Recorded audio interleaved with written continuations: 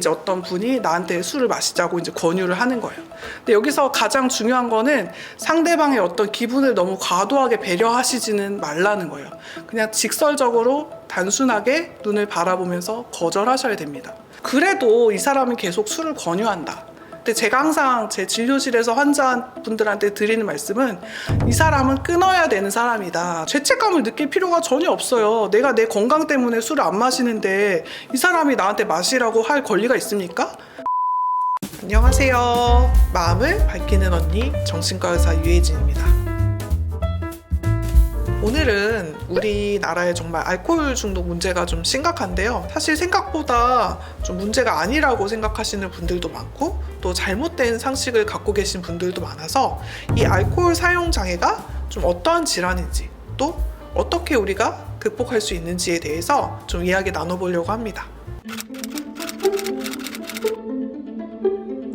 중요한 게 결국에는 내가 화나는 감정을 인식을 했다면 그거를 좀 다룰 줄 알아야 되는데, 첫 번째로는 내가 좀 주로 화가 나는 상황들이 있어요. 그리고 여러분도 사실 내가 한 달 정도만 어떻게 생활했는지 돌아보면 어떤 포인트가 내가 좀 화가 나는구나 라는 것들을 알 수 있을 거예요. 그래서 내가 화가 나는 상황들에 대해서 일단 파악하는 게 1번이다.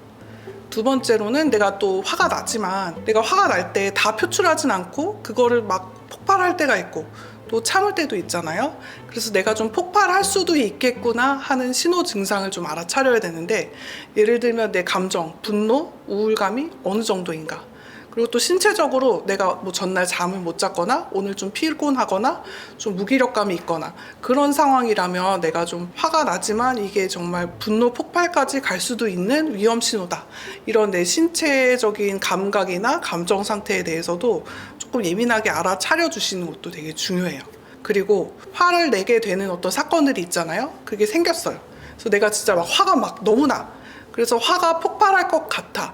이렇게 좀 느껴질 때 잠깐만 멈추는 게 중요하고, 이 전략들을 실천해 보시면 되게 도움이 되는데, 첫 번째로 좀 숨을 깊게 쉬는 거예요. 들이쉬고 내쉬고 이렇게 깊게 숨을 편안하게 쉰다. 그리고 좀 머릿속으로는 침착해지자, 한 번만 참자, 이렇게 머릿속으로 되뇌이는 거. 그리고 또 신체적으로 화가 나면 막 혈압도 오르고 근육도 확 긴장되고 몸이 되게 경직이 되는데, 그때 좀 긴장을 풀고 이완요법을 한다. 그러니까 이완요법이라고 하면 되게 좀 거창하게 보이는데, 쉽게 말하면 좀 몸에 힘 빼보는 거, 숨 좀 편안하게 쉬는 거, 조금 심장이 빨리 뛴다면 조금 가라앉혀 보는 거. 그리고 또 이것도 많이들 할 텐데 10까지 좀 천천히 센다. 사실 이 분노가 폭발할 때까지 시간이 한 3, 4초밖에 안 걸리거든요. 그러니까 이 감정이 확 올라올 때 잠깐만 멈추고 1에서 10까지만 세도 그 폭발하는 파도는 지나간다는 거죠. 그런 속담 있죠. 참을 인자 3번에 사람이 산다? 그런 속담 있지 않나요?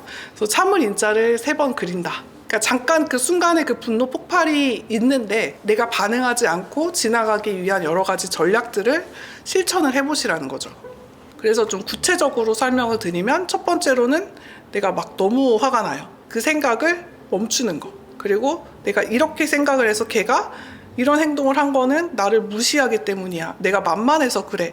이렇게 생각을 해서 화가 난 거라면 잠깐은 그 화나는 상황을 좀 피해서 한 10분, 15분 좀 쉬다가 돌아오는 거.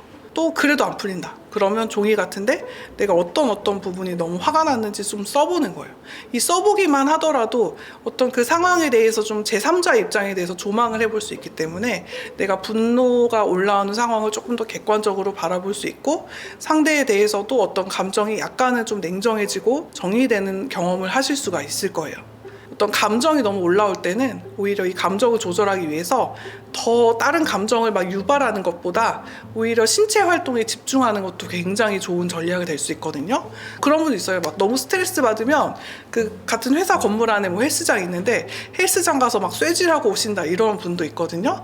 그래서 잠깐 좀 다른 신체 활동하기, 뭐 그런 격한 운동이 아니더라도 잠깐 회사 근처 뭐 한 바퀴 돌고 온다든지 이런 신체 활동하기. 그리고 진짜 마지막으로는 내가 이렇게 화가 나는 건 얘 탓이야 라고 생각하고 얘한테 어떤 그 나의 분노를 표출하는 거잖아요. 근데 사실은 결국 이 감정 자체도 나의 것이다. 걔가 잘못했든 안 했든 내 감정은 나의 것이고 내가 책임을 져야 하는 부분이다 라는 거에 대해서 좀 냉정하게 인정하고 받아들이고 그 결과에 대해서 책임질 수 있을지 없을지를 다시 한번 생각해 보자는 거죠. 그리고 좀 그 상황이 지나갔다면 조금 마음이 가라앉은 이후에 그 상황을 한번 다시 생각해 보시는 게 되게 도움이 돼요. 그래서 내가 뭐 때문에 좀 화가 났을까? 혹시 그 사람한테 너무 많은 거를 기대하고 있었기 때문에 화냈던 건 아닐까? 그리고 그 사람이 나를 화나게 하려고 일부러 그런 걸까? 아니면은 그 사람은 그런 의도가 없었는데 어떤 나의 기대나 어떤 관점이나 원하는 것들이 있기 때문에 내가 화가 났던 걸까? 이 상황에서 내가 화가 좀 안 나고 좀 편안하게 지나가기 위해서 도움이 되는 점은 뭐가 있을까? 내가 어떻게 행동을 해야 될까? 라는 부분들을 한번 좀 지나간 이후에 생각을 해보자는 거죠. 그래서 결론적으로는요, 중요한 건 화를 처리할 수 있는 최선의 선택을 내리는 게 중요해요. 내가 화가 나지만 결국 나한테 가장 도움이 되는, 나에게 이익이 되는 선택은 어떤 것일까? 그리고 내가 사실 화가 났다는 게 이 상황이 좀 문제가 있다는 거잖아요. 그 어떤 문제를 해결해야 되는 시기가 왔는데 내가 그거를 부정하고 있다가 결국에는 화가 나는 상황이 와서야 이걸 알아차리고 있는 건 아닌가? 내가 지금 이 화가 나는 상황에 대한 문제를 해결하지 않고 있었던 건 아닐까? 라는 부분도 좀 짚어봐야 되고, 그렇다면 내가 좀 어떤 행동을 할 수 있을까? 그런 것도 좀 생각을 해보고, 그 중에서는 어떤 선택을 하는 게 최선일까? 근데 여기서 최선이 꼭 최고라는 건 아니거든요. 항상 최선의 선택이라 그래도 나에게 어떤 점은 내가 감수하고 좀 힘들어도 어떤 선택을 해야 되는 부분이 있을 거예요. 근데 그 중에서 내가 좀 어떤 것들을 하는 게 가장 맞는 선택일까라는 거에 대해서 생각을 해보자는 거죠. 그래서 이렇게 노력을 했어요. 해결을 못했다. 근데 사실 해결되는다면 베스트겠지만 사실 내 뜻대로 해결되지 않는 상황이 사실은 대부분일 거거든요. 한 80% 이상은 내 뜻대로는 해결이 잘 안 되는 부분일 거예요. 그럴 때 좀 내가 나에 대해서 좀 너그럽게 대해주시는 게 중요할 것 같은데, 내가 모든 일을 해결할 수 있는 사람은 아니다. 그리고 이걸 자꾸 내가 왜 못했지 생각하면 나만 더 괴롭다. 좀 떨쳐버리자.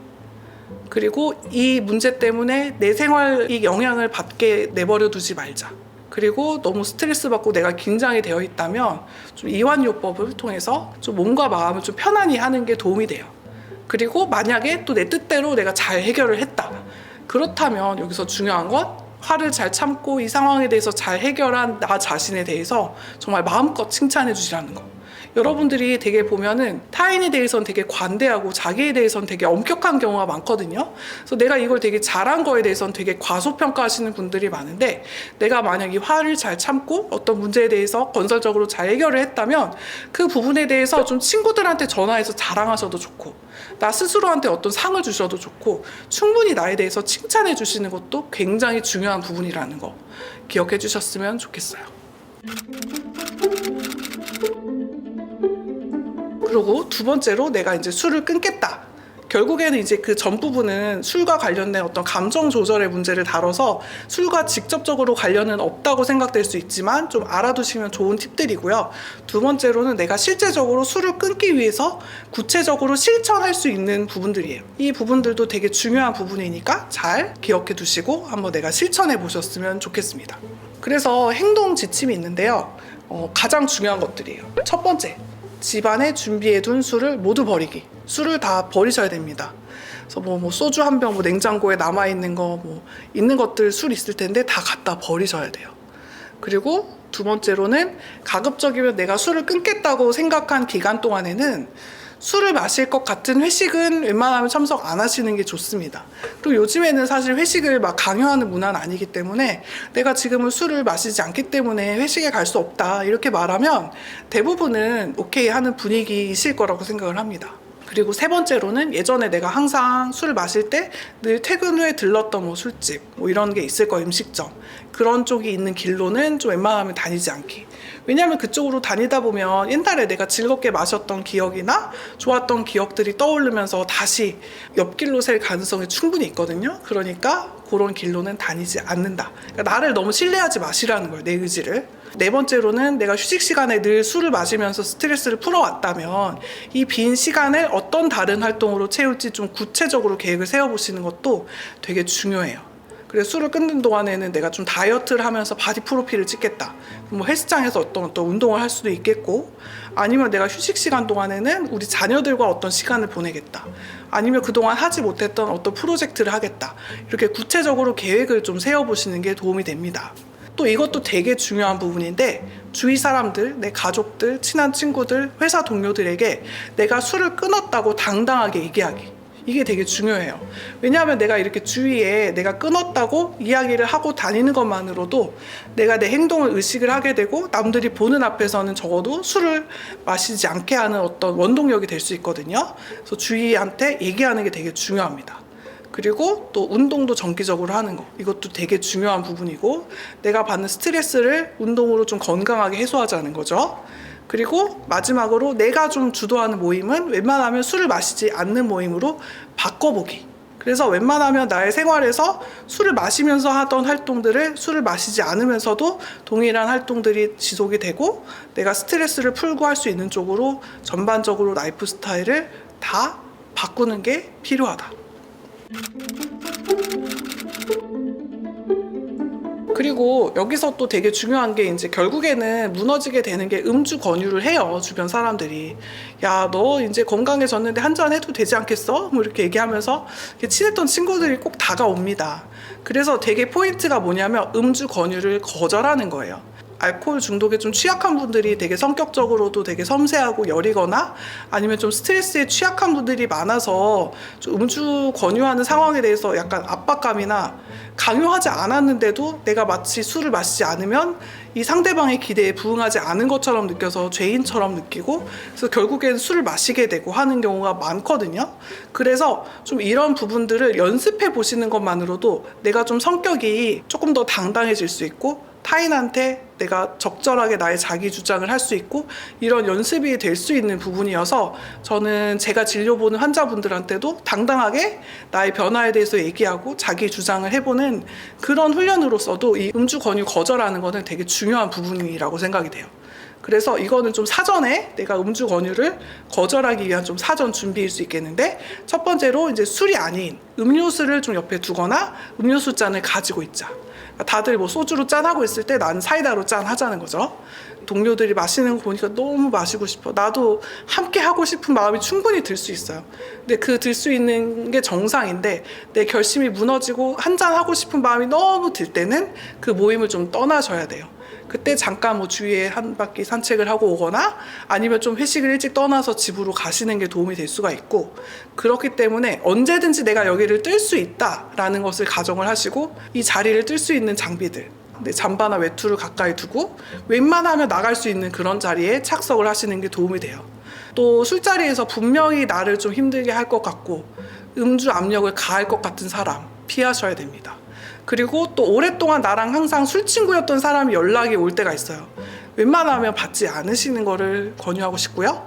또 우리 친척들 중에 오랜만에 이렇게 만나면은 항상 좀 나 갈구고 힘들게 하고 뭐라고 하는 그런 친척 피하셔야 됩니다. 그러니까 나를 힘들게 하고 나를 분명히 술을 마시게 하려고 괴롭힐 거라고 예상되는 사람은 피하셔야 된다는 거예요. 네, 이런 사전 준비들이 있겠고요.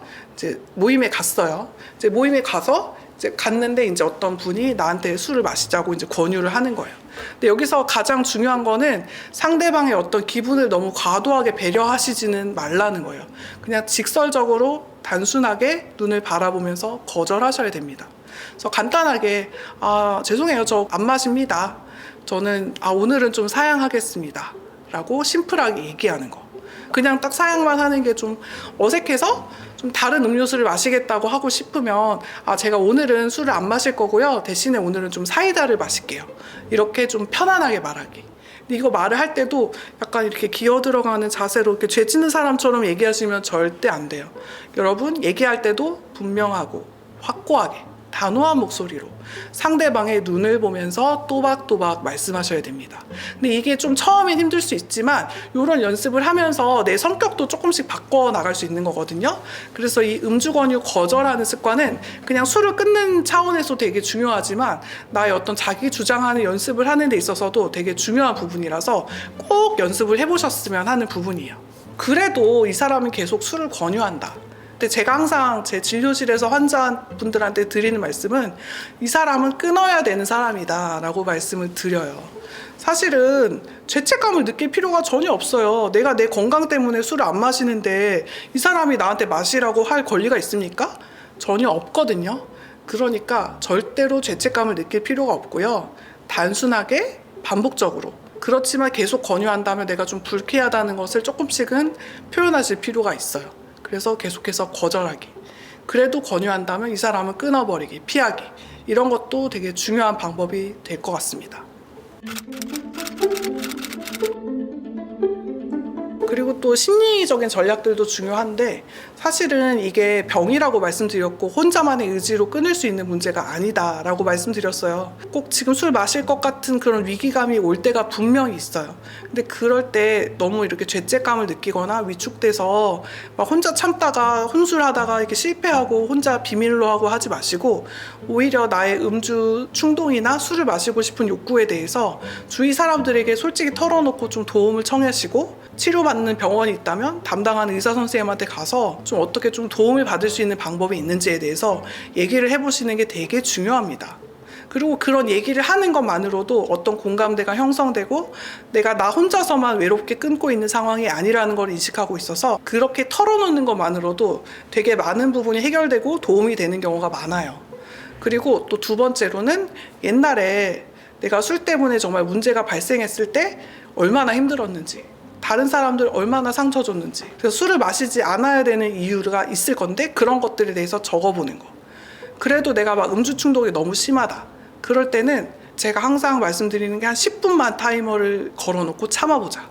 그래서 그게 이제 확 강하게 왔다가 가는 충동이니까 한 10분, 20분만 참으면 대부분 좋아지는 경우가 많아요. 그래서 한 10분만 정해놓고 참아보자. 그리고 이게 또 되게 참기가 힘든 게, 오늘 이렇게 힘든데 내일도 똑같이 힘들겠지? 올해도 똑같이 힘들겠지? 일주일 후에도 똑같이 힘들겠지? 이렇게 생각을 하다 보니까 이렇게 힘든 상태로 평생 살 수는 없잖아. 이렇게 생각을 해서 결국에는 술을 드시게 되는 거거든요. 근데 제가 이런 부분에 인지적인 오류도 항상 설명을 드리는 게, 오늘은 이만큼 내가 힘들 수가 있지만 이거는 사실 금단 증상 때문에 힘든 거고, 결국 이 금단 증상은 치료를 통해서 점점 완화될 거기 때문에 지금 30만큼 힘들지만 치료를 통해서 점점 좋아질 거고, 나중에는 지금이 힘든 거 10분의 1도 안 힘들 거고 하나도 안 힘든 날이 분명히 온다는 점을 항상 설명드리거든요. 그래서 일단은 지금 너무 힘들어도 오늘 하루만 생각하고 지금만 끊자. 내일 힘든 건 내일 생각하자. 이렇게 오늘 하루만 생각하고, 오늘의 힘든 게 일주일 뒤에도 똑같이 힘들 거라고 생각하지는 않으셔야 된다는 거예요. 점점 술을 끊으면 끊을수록 금단 증상은 줄어들거든요. 그래서 술을 끊는 게 점점 쉬워질 거예요. 그래서 그런 부분을 명심하시고 일단 오늘 하루만 끊고 너무 많은 것을 생각하지 말자. 되게 중요한 심리적인 전략이 될 수 있고요.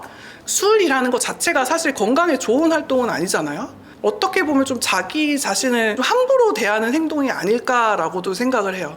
술을 끊는 동시에 나 자신에 대해서 조금 더 친절하게 대해주기, 내 상태도 항상 관찰하고 맛있는 것도 먹으러 다니고, 내가 즐거워하는 활동도 늘 하고, 외모도 좀 더 깨끗하고 예쁘게 가꿔보고, 그렇게 자기를 소중하게 여기는 활동을 하면 기분이 안 좋아질 수가 없거든요. 그래서 그런 활동을 통해서도 약간 술에 대해서 좀 멀리할 수 있는 어떤 심리적인 에너지를 얻을 수 있다. 이 점도 꼭 명심해 주셨으면 좋겠습니다. 여러분, 제가 환자분들하고 상담하면서 말씀드리는 어떤 심리적인 전략들, 또 술을 끊기 위한 구체적인 행동 전략들 좀 간단하게 설명드려봤는데요. 좀 도움이 되셨나요?